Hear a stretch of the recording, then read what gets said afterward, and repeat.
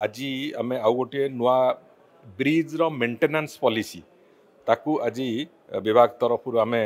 तार इम्प्लीमेंटेशन प्रक्रिया आज ठार आरंभ करागला।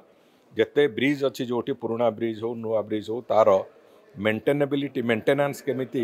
ठीक टाइम रे करा जिवो एवं तार मेंटेनेंस तार जो पीरियडिक मेंटेनेंस चेकअप केमती करा जिवो ये सब कथा को नहीं करा होची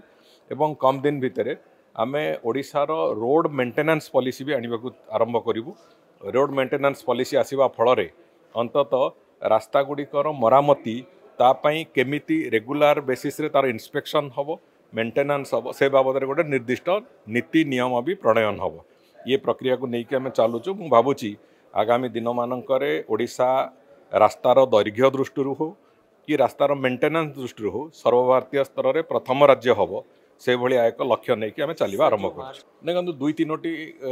एजेन्सी को छाड़ी बाकी समस्त एजेन्सी जो लक्ष्य धार्य कराइला से धार्य लक्ष्य अनुजाई से टार्गेट को मीट कर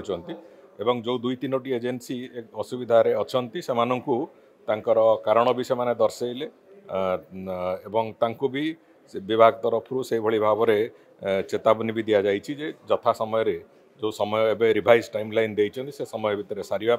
न सारे से दंडित करा।